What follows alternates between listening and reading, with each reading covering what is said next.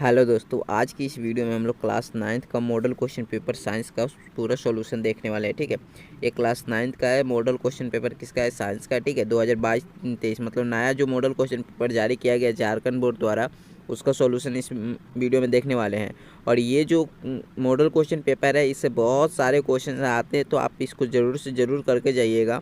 और साथ में इसका टेस्ट भी चालू है। मैं अपने से एक डेमो टेस्ट बना के रखा हूँ, जो आप अगर नहीं दिए तो जाकर दे दीजिए और पता कर लीजिए कि आपका कितना परसेंटेज, आपका कितना नंबर तक आप अपना तैयारी कर चुके हो। वहाँ भी बहुत से जो भी क्वेश्चंस वहाँ पर डाले गए हैं, वो सारे क्वेश्चंस इंपॉर्टेंट है। ठीक है, तो टेस्ट देने के लिए आप नीचे डिस्क्रिप्शन बॉक्स में आपको लिंक मिल जाएगा, वहाँ से जाकर दे दीजिएगा। या आपको चैनल पे जाइएगा तो वहाँ पर एक वीडियो मिलेगा जहाँ पर टेस्ट कैसे देंगे उसमें सिखा दिया गया है। ठीक है, यहाँ पर ही हम लोग इस क्वेश्चन को, मॉडल क्वेश्चन पेपर का पूरा सॉल्यूशन देखने वाले हैं। इसमें आपको समय कितना देर का मिलेगा? तो 1.5 घंटा का समय मिलेगा और 40 अंक इसमें मिलेंगे। मतलब 40 क्वेश्चन रहेगा, 40 अंक आपको मिलेगा। ठीक है, आपको मालूम है कि इसमें निगेटिव मार्किंग नहीं है, मतलब अगर गलत आप आंसर करते हो तो उसका कोई नंबर काटा नहीं जाएगा।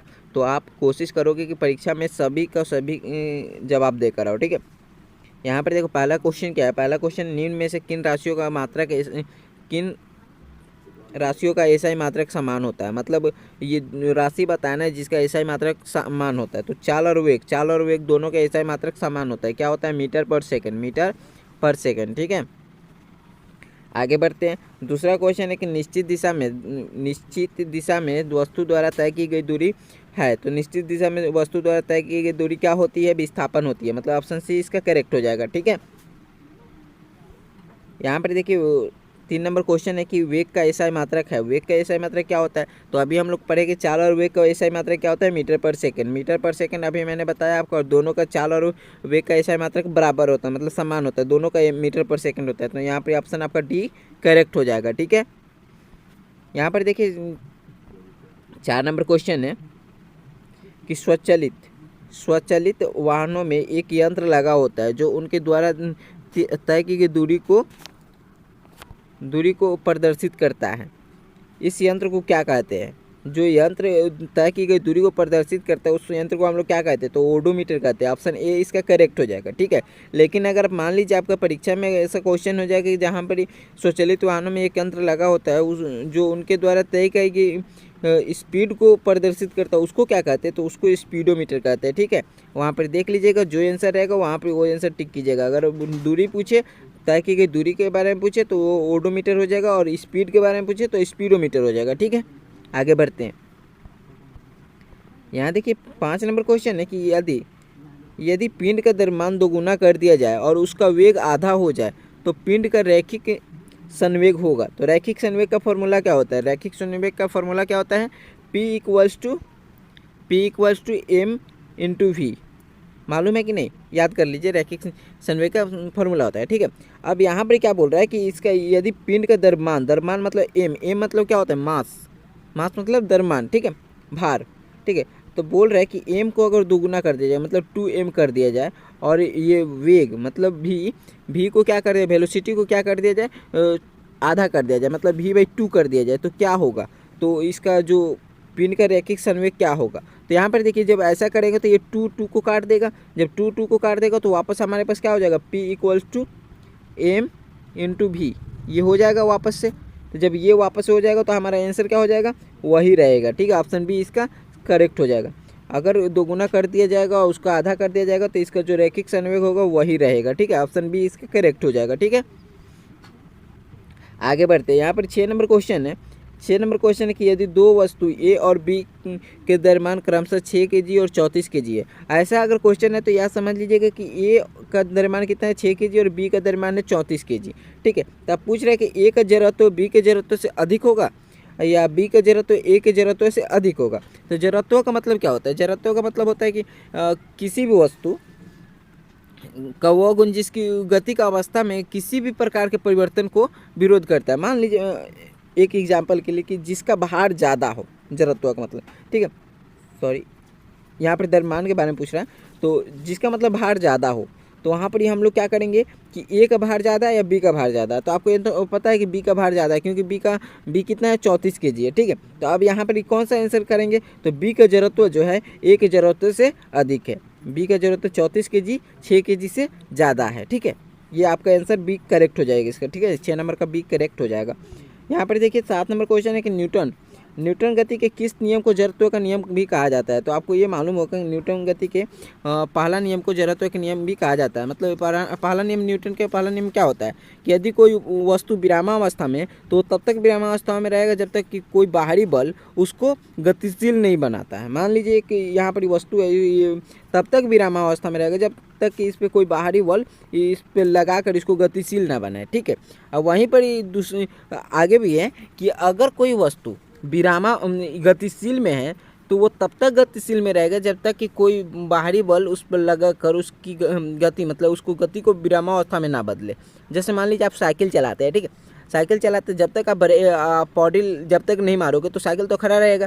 तो जब पॉडिल मार रहे हो तो मतलब उस पर दूसरा बाहरी बल आप लगा रहे हो, और जब बाहरी बल लगा रहे हो तो वो क्या हो जाएगा, गतिशील हो जाएगा, ठीक है। गतिशील हो जाएगा। अब वहाँ पर ही आपका जो गति है वो धीमा कैसे होने लग जाता है, नीचे का जो घर्षण काम करने लगता है, घर्षण बल काम करने लगता है और उसको रोकने लग जाता है। अगर ऐसा नहीं होता तो वो क्या हो, गतिशील रहता है तब तक, ठीक है। और वहीं पर ही अब आपको मान लीजिए पूरा गति में हो आप, तो वो तब तक गति में रहेगा। आप अब ब्रेक दबा रहे हो तो ब्रेक लगा रहे हो, मतलब दूसरा एक बाहर से फोर्स लगा रहे हो, उसके ऊपर बल लगा रहे हो, तब जाके उसका गति चेंज हो जा रहा है, मतलब उसको विरामावस्था में आप रोक पा रहे हो, ठीक है। तो वही होता है इसका न्यूटन के गति का प्रथम नियम को ही जड़त्व का नियम भी कहा जाता है, ठीक है। ये आप याद रखिएगा। यहाँ पर आंसर आपका ए करेक्ट हो जाएगा, ठीक है। यहाँ देखिए 8 नंबर क्वेश्चन है कि रॉकेट किस सिद्धांत पर कार्य करता है। तो रॉकेट किस सिद्धांत पर कार्य करता है, रॉकेट संवेग के संरक्षण के सिद्धांत पर काम करता है, ठीक है। संवेग के संरक्षण का सिद्धांत क्या होता है, संवेग का संरक्षण का सिद्धांत कहता है कि यदि 2 अथवा 2 से अधिक वस्तुओं के समुदाय पर कोई बाहरी बल कार्य, तो दोनों समुदाय का संयुक्त नियत रहता है। मतलब अगर मान लीजिए कि अगर बंदूक है आपके पास, ठीक है, बंदूक और गोली, तो अगर हम गोली फायर करेंगे तो बंदूक भी उतना हिट से पीछे की ओर बढ़ता है। तो इसका कहने का मतलब है कि अगर कोई वस्तु, 2 वस्तु है या 2 से अधिक वस्तु है, एक समुदाय में है, तो अगर कोई बाहरी बल उस पर लग रहा है तो दोनों में वो अंतर आएगा, दोनों में उतना ही गति आएगा, ठीक है। ये न्यूटन का साथ में याद रखिएगा कि संवेग संरक्षण का नियम है, ठीक है। रॉकेट किस सिद्धांत पर कार्य करते हैं, तो संवेग संरक्षण के नियम पे। और संवेग के संरक्षण का जो नियम है वो न्यूटन का गति का तीसरा नियम है, ठीक है। ये भी आपको याद रखना, न्यूटन के गति का तीसरा नियम है। और वहीं पर यह हमारा पहला नियम था, ठीक है। ये 7 नंबर वाला पहला नियम था, ठीक है। तो उसको याद रखिएगा। हो सके पूछ दे कि संवेग के संरक्षण न्यूटन के गति की कौन सा नियम है, तो वहाँ पर ये तीसरा याद रखिएगा, ठीक है। और यहाँ पर क्या था हमारे पास, न्यूटन गति किस नियम को जड़त्व का नियम कहा जाता है, तो उसको हम न्यूटन गति का प्रथम नियम को कहते हैं, और तीसरा नियम को संवेग संरक्षण का नियम कहते हैं, ठीक है। ये चीज़ को आप याद रखिएगा। चलिए आगे बढ़ते हैं। इसका आंसर आपका सी बता दिए थे, ठीक है, सी आंसर हो जाएगा, ठीक है।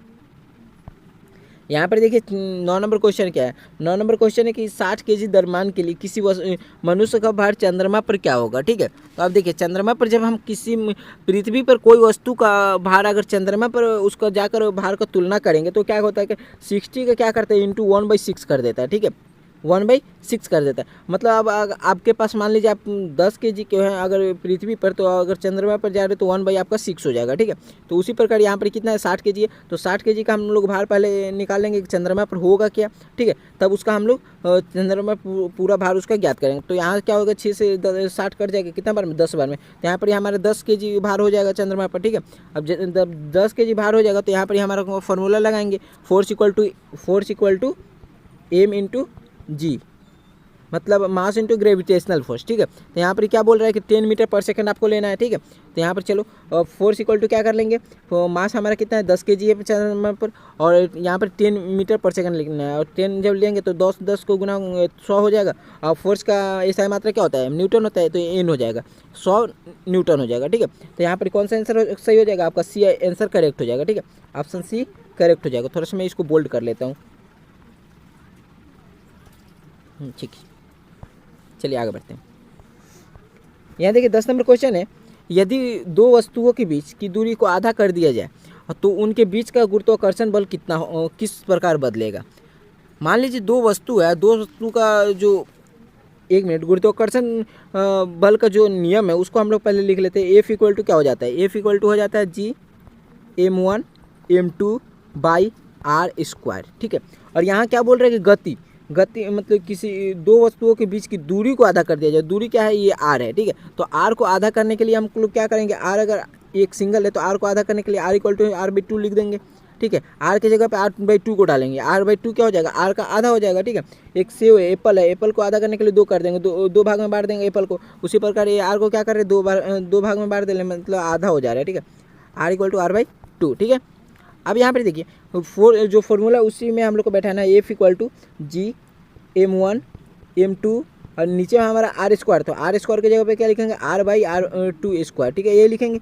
अब यहाँ पर जब ये लिखेंगे तो यहाँ पर हमारे पास क्या आ जाएगा, तो जी आएगा, ठीक है, M1 आएगा, ठीक है, M2 भी आएगा, ठीक है, और नीचे में क्या हो जाएगा, आर स्क्वायर हो जाएगा, नीचे में 4 आ जाएगा। और ये जो 4 जो नीचे में आ रहा है, ठीक है, तो आपको मालूम होगा आप जब भिन्न वाला गुना करते थे तो ये क्या ऊपर वाला के नीचे में कुछ नहीं है तो 1 है, ठीक है। और इसको हम लोग बदल देते हैं, इसको जब बदल देते हैं तो ये ऊपर चला जाता है, और ऊपर चला जाता है तो क्या बन जाएगा, F equal to 4G M1 M2 और बाई आर स्क्वायर, यही पहला हमारा फार्मूला था। तो जब पहला फार्मूला था तो ये हमारा क्या हो जाएगा, 4 गुना हो जाएगा, 4 गुना बढ़ जाएगा, 4 गुना बढ़ जाएगा, मतलब ऑप्शन ए इसका करेक्ट हो जाएगा, ठीक है। आगे बढ़ते हैं।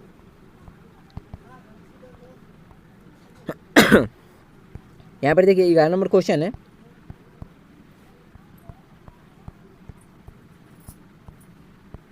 यहाँ पर 11 नंबर क्वेश्चन है कि ध्वनि किस माध्यम में गमन करती है। तो ध्वनि आपका तीनों माध्यम में गमन करती है, ठोस में गमन करती है, तरल में गमन करती है, गैस में गमन करती है और उपरोक्त सभी।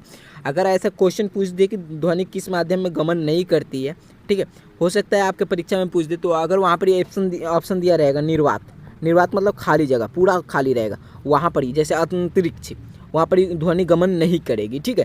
तो निर्वात में ध्वनि गमन नहीं करती, नहीं तो बाकी सभी जगह पे ध्वनि गमन करती है। तो ये क्वेश्चन पूछ सकता है कि ध्वनि किस माध्यम से गमन, किस माध्यम में गमन नहीं करती है। तो वहाँ पर निर्वात अगर ऑप्शन रहेगा तब टिक कीजिएगा, अन्यथा आपका यही अगर ऐसा क्वेश्चन रहेगा तो यहाँ पर तीनों हो जाएगा, उपरोक्त सभी आपका आंसर सही हो जाएगा, ठीक है।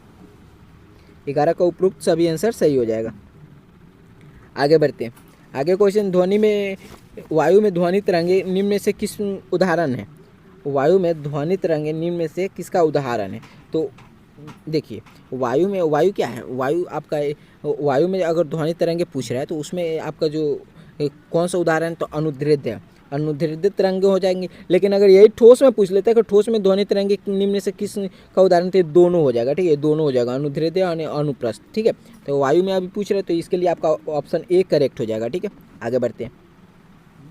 यहाँ क्वेश्चन है 13 नंबर कि मानव स्वरण की स्वर प्रयास की ऊपरी आवृत्ति सीमा क्या लगभग क्या है। तो मानव स्वरण की जो स्वर प्रयास है वो कितना से कितना तक है, वो आप पहले बता सकते हो। वो है आपका 20 हर्ट्ज से, अगर न्यूनतम पूछे तो 20 हर्ट्ज और उच्चतम 20,000 हर्ट्ज, ठीक है, 20,000 हर्ट्ज होता है, ठीक है। ये चीज़ को याद रखना है। अगर वहाँ पर न्यूनतम पूछ ले तो 20 हर्ट्ज और उच्चतम पूछ ले तो 20,000 हर्ट्ज, ठीक है। अब बोलोगे कि यहाँ पर तो भैया दिया ही नहीं है कि 20,000 हर्ट्ज, तो कैसे उसको कैसे हम लोग करेंगे। तो यहाँ पर देखिए 13 का ऑप्शन ए में क्या लिखा हुआ है, 20 के हर्ट्ज। और के का मतलब क्या होता है, के का मतलब होता है 1000, ठीक है, के का मतलब होता है 1000, मतलब 20 हर्ट्ज 20,000 हर्ट्ज ये हो जाएगा। तो यही हमारा सबसे उच्चतम सीमा है, ठीक है। और न्यूनतम सीमा क्या है, 20 हर्ट्ज, मतलब 20 हर्ट्ज केवल, ठीक है, ओके। तो हम किसको आंसर इसमें टिक करेंगे, ऑप्शन ए को टिक कर देंगे। और न्यूनतम जब पूछ ले तो आपको ऊपरी आवृत्ति सीमा पूछ रहा है और निचली आवृत्ति सीमा पूछ ले तो आपको 20 हर्ट्ज करना है, ठीक है। ये चीज़ को बिल्कुल याद रखना है। यहाँ देखिए 14 नंबर क्वेश्चन क्या है कि दो विभिन्न पदार्थों के कणों का स्वतः मिलना क्या कहलाता है। तो दो अगर विभिन्न पदार्थ अपने आप मिल जाते तो उसको हम लोग विसरण कहते हैं। ऑप्शन बी इसका करेक्ट हो जाएगा, ठीक है। यहाँ देखिए 15 नंबर क्वेश्चन है कि बर्फ का गलनांक कितना होता है। तो बर्फ का गलनांक जो होता है 0 डिग्री सेल्सियस, 0 डिग्री सेल्सियस। लेकिन 0 डिग्री सेल्सियस तो यहाँ दिया ही नहीं है। तो आपको एक और मालूम है कि 273 केल्विन, मतलब 0 डिग्री सेल्सियस इक्वल टू क्या होता है, 273 केल्विन होता है, 273 केल्विन। तो आप बोलोगे भैया वो भी नहीं दिया हुआ है, अरे कोई बात नहीं, 273.16 केल्विन दिया हुआ है ना, इसको आप टिक कर दो, ठीक है। ऐसा टिक कर दो, वो आंसर सही हो जाएगा, बिल्कुल सही हो जाएगा, ठीक है। आगे बढ़ते हैं। यहाँ पर देखिए 16 नंबर क्वेश्चन है कि निम्नलिखित में से किसे सबसे अधिक संपीड़ित किया जा सकता है। तो जो सबसे अधिक संपीड़ित किसको किया जा सकता है, गैस को किया जा सकता है। और गैस इसमें कौन है, हाइड्रोजन गैस, ठीक है। तो ऑप्शन आपका सी यहाँ पर ही करेक्ट हो जाएगा, ठीक है। आगे बढ़ते हैं। यहाँ देखिए 17 नंबर क्वेश्चन है कि निम्नलिखित में कौन यौगिक का उदाहरण है। तो यौगिक का उदाहरण कौन है, H2O, H2O मतलब जल। ऑप्शन सी इसका करेक्ट हो जाएगा, ठीक है। आगे बढ़ते हैं। यहाँ देखिए 18 नंबर क्वेश्चन है कि पित्तल किस धातु का मिश्रण है। तो पित्तल किस धातु का मिश्रण है, आपको मालूम होगा तांबा और जिंक का, लेकिन तांबा और जिंक तो यहाँ पर लिखा ही नहीं है, तो उसका यहाँ पर सिंबल दिया हुआ है। तो आप क्या करोगे, आपको याद है कि तांबा का सिंबल क्या होता है, Cu होता है, कॉपर होता है, मतलब Cu, ठीक है, ऑप्शन ये हो जाएगा। और जिंक का Zn, मतलब ये हो जाएगा, ठीक है। तो तांबा और जिंक का क्या होता है, तांबा और जिंक मिश्रण, पित्तल का मिश्रण धातु होता है। तो यहाँ पर ऑप्शन ए इसका करेक्ट हो जाएगा, जिंक और तांबा, ठीक है, कॉपर, Zn और Cu, ठीक है। यहाँ पर देखो 19 नंबर क्वेश्चन क्या है, निम्नलिखित में कौन रासायनिक परिवर्तन का उदाहरण है। रासायनिक परिवर्तन का मतलब क्या होता है कि जो एक बार बदल गया फिर वापस वो आएगा नहीं, ठीक है। जैसे जल का बर्फ में बदलना, अगर जल बर्फ में बदल जाता है तो हम उसको क्या करेंगे, फिर से उसको गर्म करके उसको जल में बदल देंगे, ठीक है। मोमबत्ती का पिघलना, मोमबत्ती अगर पिघल गया तो फिर उसमें जो बचा हुआ है उसको फिर वापस से हम जलाएंगे तो वो वापस से उसको पिघला सकते हैं, या वो वापस वो मोम बन जाएगा, ठीक है। अगर ठंडा में रहता है तो वो मोम बन जाता है। आप देखे होंगे कि जब मोमबत्ती जलता है उसमें से जो बूंद गिरता है वो वापस वो मोम बन जाता है, ठीक है। लोहे के चूर्ण को बालू में मिलना, अगर लोहे का कुछ चूर्ण अगर बालू में मिल जाता है तो वापस से उसको अलग किया जा सकता है, लेकिन अगर भोजन पच जाता है तो उसको वापस हम वापस थोड़ी कर सकते हैं। तो ऑप्शन 19 का ऑप्शन बी इसका करेक्ट हो जाएगा, ठीक है। चलिए आगे बढ़ते हैं। यहाँ देखिए 20 नंबर क्वेश्चन क्या है। 20 नंबर क्वेश्चन है कि सोडियम ऑक्साइड का सूत्र निम्नलिखित में कौन है। तो सोडियम ऑक्साइड का सूत्र क्या होता है, Na2O, ठीक है। ऑप्शन कौन सा सही हो जाएगा, ऑप्शन इसका बी करेक्ट हो जाएगा, ठीक है। चलिए आगे बढ़ते हैं। यहाँ देखिए 21 नंबर क्वेश्चन है कि 36 ग्राम जल में जल के कितने मोल मौजूद है। तो यहाँ पर थोड़ा सा आपको मोलर मास मालूम है, मोलर मास क्या होता है। मोलर मास मतलब परमाणु द्रव्यमान, ठीक है। तो वो क्या होता है, वो क्या होता है। तो जैसे देखिए 36 ग्राम जल में जल के कितने मोल मौजूद है, बिल्कुल आप सीख जाइएगा कैसे क्या करेंगे, ठीक है। आपको जल का मालूम है, जल का फॉर्मूला क्या होता है, H2O। अब H यहाँ पर H है, हाइड्रोजन का मोलर मास क्या है, तो हाइड्रोजन का है 2, आपको मालूम है, नहीं, हाइड्रोजन का 1, और 1 जब 2 से गुना होगा तो ये क्या हो जाएगा 2, मतलब यहाँ पर 2 है। और ऑक्सीजन का मोलर मास क्या होता है 16, ठीक है। अब क्या करेंगे, यहाँ पर कैसे लिखा हुआ है देखिए H2O ऐसे लिखा हुआ है, तो हम क्या करेंगे, हाइड्रोजन 1 है इसमें 2 गुना कर देंगे, प्लस ऑक्सीजन क्या है, वो ऑक्सीजन का 16 होता है मोलर मास, हमको याद है। तो 2 1 कितना हो जाएगा 2, प्लस 16 कितना हो जाएगा 18, मतलब एक अणु जल का मतलब कितना मोल मौजूद है, एक मोल इक्वल टू कितना हो जाएगा 18। अब यहाँ बोल रहे हैं कि 36 ग्राम जल में जल के कितने मोल मौजूद है, तो यहाँ 18। अब 18 को जब 2 से गुना कर दीजिएगा तो 36, अगर 36 ग्राम मोल का पूछा है तो 36 में हमारा अगर 18 से भाग दे देते हैं, हमारे पास मालूम है कि एक मोल का कितना होता है 18 होता है, जब भाग देंगे तो कितना हो जाएगा 2 आंसर आ जाएगा, 2 इसका आंसर सही हो जाएगा, ठीक है। मान लीजिए अगर परीक्षा में आपसे पूछ ले कि 54 ग्राम जल में कितने मोल मौजूद है, 54 ग्राम, ठीक है। तो क्या करेंगे वहाँ पर ही, हमको अगर जल का मालूम है कि मोलर मास कितना होता है तो 18 होता है, हमको मालूम है, तो 18 से उसको काट देंगे 3 बार में, मतलब कितना हो जाएगा 3 मोल हो जाएगा, मतलब ऑप्शन वहाँ पर 3 सही हो जाएगा, ठीक है। ये चीज़ को आपको याद रखना, 36 ग्राम है यहाँ पर, तो यहाँ पर अभी हमारे आंसर 2 सही हो जाएगा, ठीक। आगे बढ़ते हैं। यहाँ देखिए 22 नंबर क्वेश्चन में कि C2H2 मोलर द्रव्यमान क्या होगा। यहाँ पर मोलर द्रव्यमान खुदे पूछ दिया ये, ठीक है। यहाँ पर क्या करेंगे, C 2 ठो है और H 2 ठो है, तो यहाँ पर C मतलब कार्बन, कार्बन का कितना मोलर मास क्या होता है 12 होता है, और 2 मतलब इंटू 2 कर देंगे, प्लस हाइड्रोजन, हाइड्रोजन का 1 होता है इंटू 2, 2 कर देंगे, ठीक है। अब 12 दूनी 24 हो जाएगा, अब प्लस यहाँ पर 2 एकम 2 हो जाएगा, तो यहाँ पर कितना हो जाएगा 26 आपका आंसर हो जाएगा। 26 कहाँ पर है, तो ऑप्शन 22 का 26 ऑप्शन बी करेक्ट हो जाएगा, ठीक है। चलिए आगे बढ़ते हैं। यहाँ पर ये 23 नंबर क्वेश्चन, इलेक्ट्रॉन की खोज किसने की, ठीक है। इलेक्ट्रॉन की खोज किसने की, तो आपको मालूम है इलेक्ट्रॉन की खोज जे थॉमसन ने की थी, कब की थी 1897, याद रखिएगा। अगर पूछ दे परीक्षा में कि कब की थी इलेक्ट्रॉन की खोज, कब की थी, तो 1897। कौन की थी, जे थॉमसन, ठीक है। चलिए आगे बढ़ते हैं। यहाँ पर देखिए 24 नंबर क्वेश्चन क्या है। 24 नंबर क्वेश्चन है कि एक तत्व में 11 इलेक्ट्रॉन तथा 12 न्यूट्रॉन है, उस तत्व का परमाणु संख्या क्या होगा। देखिए परमाणु संख्या अगर जब भी पूछे तो परमाणु संख्या 2 चीज़ बताता है, एक इलेक्ट्रॉन बताता है, एक प्रोटॉन बताता है, ठीक है। तो 11 इलेक्ट्रॉन है मतलब परमाणु संख्या 11 होगा, नॉर्मली 11 होगा, ठीक है। परमाणु संख्या 11 होगा, अगर 11 प्रोटॉन बोल रहे तो 11 परमाणु संख्या 11 होगा, ठीक है। यहाँ पर आंसर हो जाएगा 11, ठीक है। वहीं पर इसलिए आप आगे बढ़ते और ये क्वेश्चन को अटेंड करेंगे तो इसका थोड़ा सा और विस्तार से जानेंगे, ठीक है। 25 नंबर क्वेश्चन है कि किसी तत्व के सामने समस्थानिक में से निम्नलिखित में कौन सा परमाणु का समान नहीं है।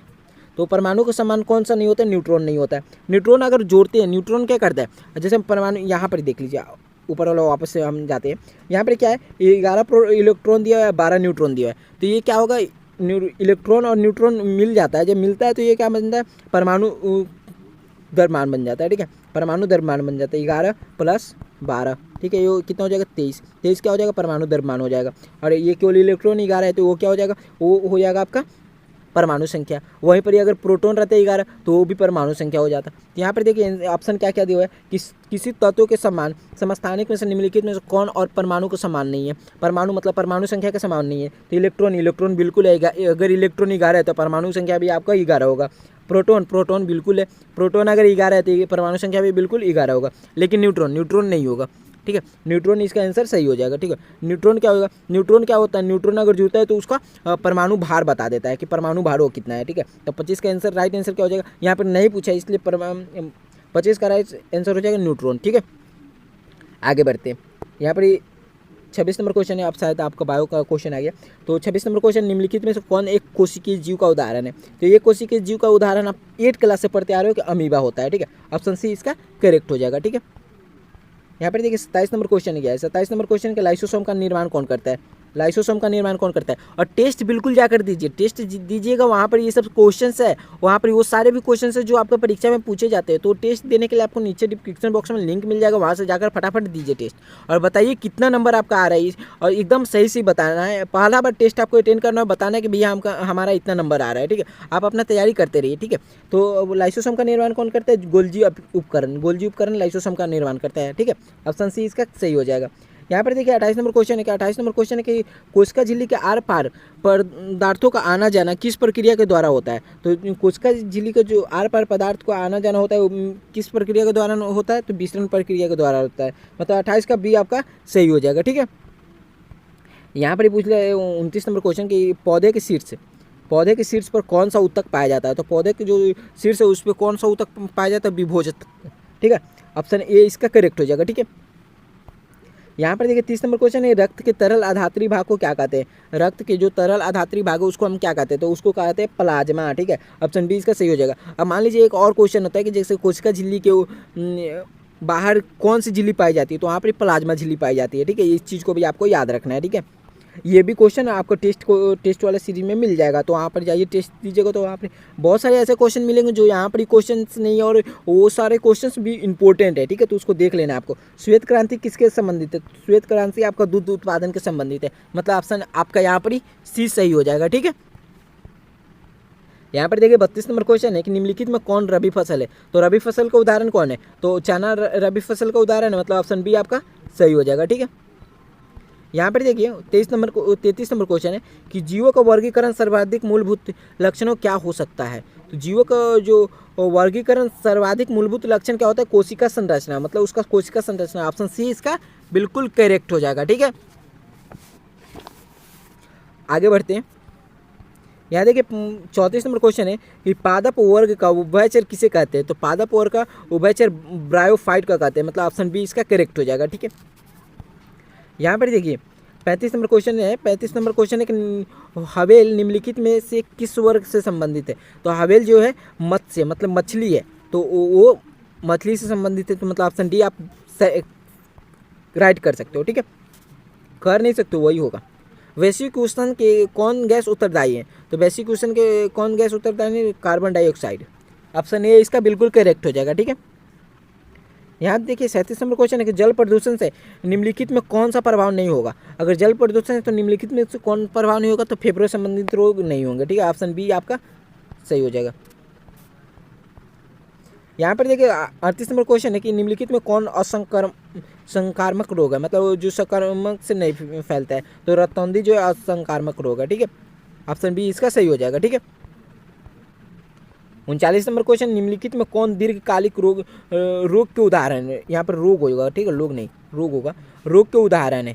तो जो लंबे समय तक चले वो कौन सा रोग है इसमें से। ठीक है, तो आपका टीबी हो जाएगा। ठीक है, ऑप्शन सी इसका सही हो जाएगा।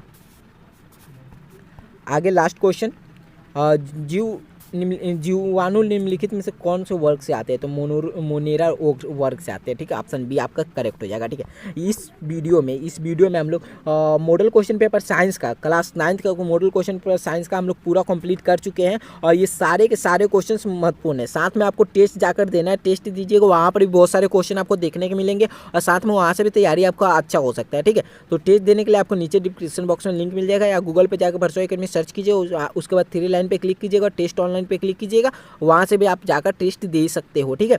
और वीडियो अच्छी लगे तो वीडियो को लाइक कर देना, साथ में अपने दोस्तों के साथ शेयर कीजिए जो दोस्त अभी तक तैयारी नहीं किए और उनको बताइए कि हाँ आपका यहाँ से तैयारी करो, यहाँ से ये कम से कम मॉडल क्वेश्चन पेपर तो सब के सब सॉल्व कर लो आप, ठीक है। तो आप यहाँ से मॉडल क्वेश्चन पेपर सॉल्व कर लो और साथ में जो भी मॉडल क्वेश्चन पेपर का सॉल्यूशन है वो मैं बहुत जल्दी लाने की कोशिश कर रहा हूँ, ठीक है। अगर वीडियो अच्छी लगे तो लाइक कर दें, साथ में शेयर जरूर से जरूर कर दो। चैनल पे नए हो तो सब्सक्राइब कर लेना ताकि जो भी अपडेट हो आपको जल्द से जल्द मिलते रहे, ठीक है। Thank you for watching this video.